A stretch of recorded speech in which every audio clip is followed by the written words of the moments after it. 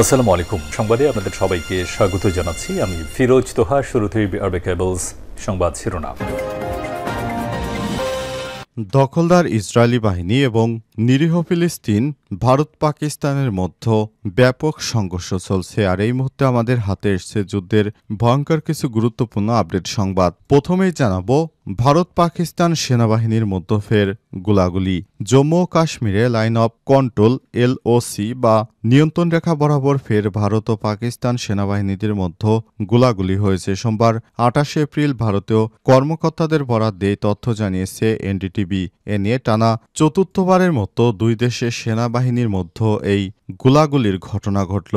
এক বিবৃতিতে ভারতীয় বাহিনী বলছে, পাকিস্তান সেনাবাহিনী তাদের উপর উস্কানিমূলক গুলিবর্ষণ করেছে। এরপর জানাবো লন্ডনে পাকিস্তানের হাইকমিশনে হামলায় ভারতকে দায়ী করল পাকিস্তানের তথ্যমন্ত্রী। লন্ডনে পাকিস্তান হাইকমিশনে হামলার ঘটনায় ভারতকে দায়ী করে অভিযোগ পাকিস্তান সরকারের। দুই পারমাণবিক অস্ত্রধারী দুই দেশের মধ্যে উত্তেজনার মধ্যে এক সংবাদ সম্মেলনে পাকিস্তানের তথ্যমন্ত্রী আতাউল্লাহ তারার এই অভিযোগ করেছেন। এদিকে পাকিস্তানে বোমা হামলায় উড়ে গেল গাড়ি, নিহত দুই।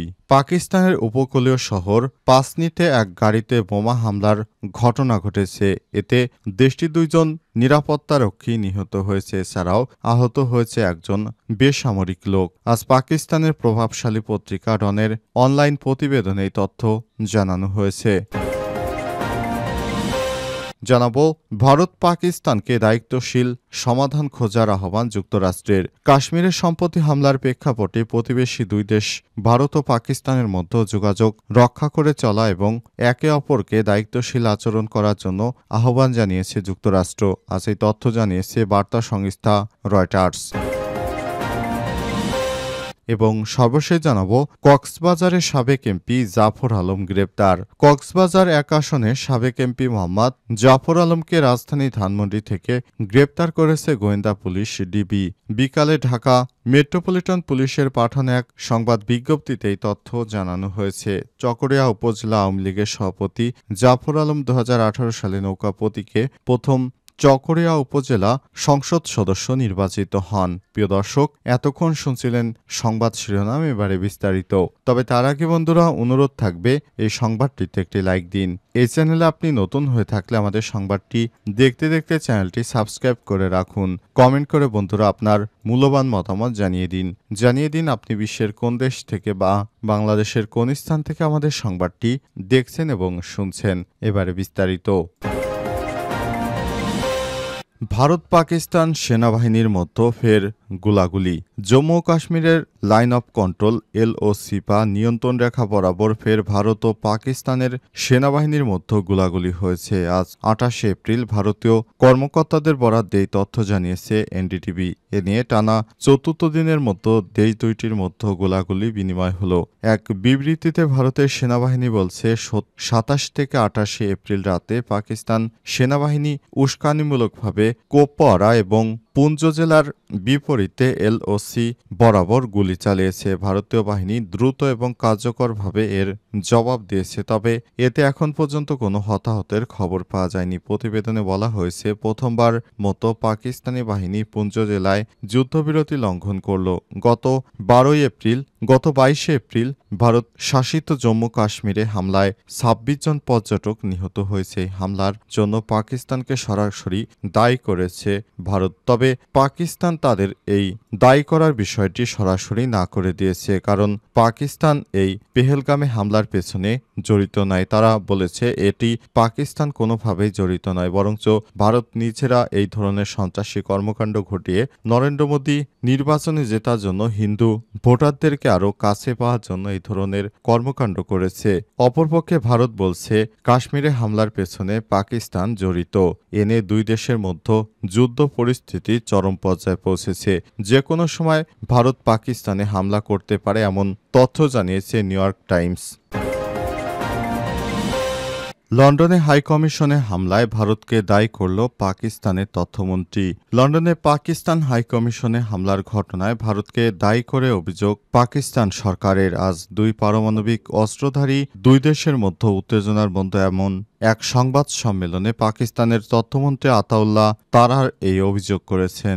এক্সপ্রেস ট্রিবিউনের প্রতিবেদন অনুযায়ী গতকাল একটি ভারতীয় বিক্ষোভকারী দল পাকিস্তান হাইকমিশন ভবনের বাইরে অংশে গেরুয়া রং ছুড়ে দেয় এবং জানালা ভেঙে ফেলে। পাকিস্তান মিশনের বাইরে শত শত ভারতীয় বিক্ষোভকারী জড়ো হয়েছিল। হামলায় জড়িত থাকার অভিযোগে 2 জনকে গ্রেপ্তার করা হয়েছে। ইসলামাবাদে পেহেলগাম হামলার বিষয়ে আন্তর্জাতিক সংবাদ মাধ্যমের জন্য আয়োজিত এক সংবাদ সম্মেলনে আতাউল্লাহ তারার অভিযোগ করে বলেছেন, ভারত তার চরমপন্থী আদর্শ ব্যবহার করে পাকিস্তানের বিদেশি মিশনে হামলার জন্য মানুষকে উস্কে দিচ্ছে। তথ্যমন্ত্রী আরও বলেন, লন্ডনে একটি অত্যন্ত দুর্ভাগ্যজনক ঘটনা ঘটেছে। আমাদের হাই কমিশনে 2 বার হামলা করেছে হিন্দুত্ববাদীরা। পাথর নিক্ষেপ করা হয়েছে। এই ঘটনার সঙ্গে জড়িত ব্যক্তিরা ভারতীয় সংস্থা ও ভারতীয় রাষ্ট্রের পৃষ্ঠপোষকতায় কাজ করছে। আতাউল্লাহ তারার আরও বলেন, লন্ডনের মেট্রোপলিটন পুলিশ সন্দেহভাজনদের গ্রেপ্তার করেছে। তবে তিনি উল্লেখ করেছেন, ভারতীয় রাষ্ট্র যে ধরনের মানসিকতা লালন করে তারই প্রতিচ্ছবি এই ঘটনা। কতজনকে গ্রেপ্তার করা হয়েছে বা হামলার বিষয়ের কোনো বিশদ বিবরণ দেয়নি আতাউল্লাহ তারার। বিদেশি শিখ নেতাদের হত্যাকাণ্ডের প্রসঙ্গ টেনে আতাউল্লাহ বলেছেন, আপনি যদি কানাডা এবং যুক্তরাষ্ট্রের আন্তর্জাতিকভাবে মানুষকে হত্যা করতে পারেন, তাহলে কয়েকটি বিদেশি মিশনে হামলা করতেও আপনাকে কিছুই আটকাবে না। সংবাদ সম্মেলনে পেহেলগামে হামলার বিষয়ে ভারতের বক্তব্যর দুর্বলতার দিক ইঙ্গিত করে আতাউল্লাহ আরও বলেছেন, তারা পাকিস্তানের উপর দোষ চাপায় দ্রুত একটি উপসংহার টেনে দিয়েছে। পাকিস্তান সন্ত্রাসীদের বিরুদ্ধে সফলতা অর্জন করেছে উল্লেখ করে আতাউল্লাহ তারার আরও বলেন, আমার কাছে মনে হচ্ছে মনোযোগ সরানো পেহেলগামের ঘটনা ঘটানো হয়েছে, অর্থাৎ ভারত অন্যদিকে মনোযোগ সরাতেই এই ধরনের ঘটনা ঘটেছে। কারণ ভারতে যেভাবে মুসলিমদের অত্যাচার করা হচ্ছে, পুরো মিডিয়া যেন অন্যদিকে ঘুরে যায়, সেজন্য তারা এই ধরনের কর্মকাণ্ড করেছে। পাকিস্তানে বোমা হামলায় উড়ে গেল গাড়ি, নিহত 2। পাকিস্তানের উপকূলীয় শহর পাসনিতে এক গাড়িতে বোমা হামলার ঘটনা ঘটেছে। এতে দেশটির 2 জন নিরাপত্তা রক্ষী নিহত হয়েছে। এছাড়াও আহত হয়েছে একজন বেসামরিক লোক। সোমবার 28 এপ্রিল পাকিস্তানের প্রভাবশালী পত্রিকা ডনের অনলাইন প্রতিবেদনে তথ্য জানানো হয়েছে। প্রতিবেদনে বলা হয়েছে, এই হামলা ছাড়াও কাচ্চি জেলার দাহার পুলিশ লাইন্সে এবং সিবি টাউনে একটি পশুপালন কার্যালয়ে গ্রেনেড হামলা হয়েছে। পাক কর্মকর্তারা বলছেন, গতরাতে গোয়েন্দারা জেলার পিশিন টাউনে মুস্কান চৌকে একটি গাড়ি লক্ষ্য করে আইইডি বিস্ফোরণের ঘটনা ঘটায়। এতে গাড়িতে থাকা নিরাপত্তা বাহিনীর 2 জন সদস্য নিহত এবং একজন আহত হয়েছে। পুলিশ একজন সিনিয়র কর্মকর্তা বলছে, শক্তিশালী বিস্ফোরণে গাড়িটি উড়ে যায় এবং মারাত্মকভাবে ক্ষতিগ্রস্ত হয়। এতে পাসনি শহরের বাসিন্দাদের মধ্যে আতঙ্ক শুরু হয়েছে। তবে বিস্ফোরণের পর দ্রুত ঘটনাস্থলে পৌঁছায় বিভিন্ন নিরাপত্তা এজেন্সির সদস্যরা। হতাহতদের দ্রুত হাসপাতালে পাঠানো হয়। নিহতরা হচ্ছেন পাসনির বাসিন্দা নব সালমান এবং পাঞ্জাবের খুশাব জেলার বাসিন্দা মোহাম্মদ নওয়াজ। ডনের প্রতিবেদনে বলা হয়েছে, কিছু সশস্ত্র ব্যক্তি কাচ্চি জেলার দাহারে পুলিশ লাইন্স এলাকা এবং সিবির একটি পশুপালন অফিসে হাতবোমা নিক্ষেপ করে। তবে এই গ্রেনেড হামলায় কোনো হতাহতের খবর পাওয়া যায়নি। কক্সবাজারে সাবেক এমপি জাফর আলম গ্রেপ্তার। কক্সবাজার এক আসনে সাবেক এমপি মোহাম্মদ জাফর আলমকে রাজধানী ধানমন্ডি এলাকা থেকে গ্রেপ্তার করেছে গোয়েন্দা পুলিশ ডিবি। আজ ঢাকা মেট্রোপলিটন পুলিশ ডিবির পাঠানো এক সংবাদ বিজ্ঞপ্তিতে এই তথ্য জানানো হয়েছে। চকরিয়া উপজেলা আওয়ামী লীগের সভাপতি জাফর আলম 2018 সালে নৌকা প্রতীকে প্রথমবার সংসদ সদস্য নির্বাচিত হন। তবে নানা বিতর্কিত কর্মকাণ্ডের কারণে 2024 সালে নির্বাচনে তিনি আওয়ামী লীগের মনোনয়ন পাননি। পরে স্বতন্ত্র প্রার্থী হিসেবে নির্বাচন করে পরাজিত হন। তিনি 2005 সালে চকরিয়া পৌরসভার মেয়র নির্বাচিত হন। 2014 সালে উপজেলা পরিষদ চেয়ারম্যান নির্বাচিত হন। জানা গেছে, শেখ হাসিনা পালিয়ে যাওয়ার পর আত্মগোপনে রয়েছে অনেক আওয়ামী লীগের এমপি মন্ত্রীর পরিবার সহ তারা নিজেরাও আত্মগোপনে। অনেকেই দেশ ছেড়ে বিদেশে পালিয়ে যেতে পারলেও অনেকে এখনও পালাতে পারেনি। তারা বিভিন্ন জায়গায়, বিশেষ করে ঢাকা শহরের বিভিন্ন ফ্ল্যাটে আত্মগোপনে রয়েছেন। আবার অনেকে আত্মীয় স্বজনের বাসায় রয়েছেন।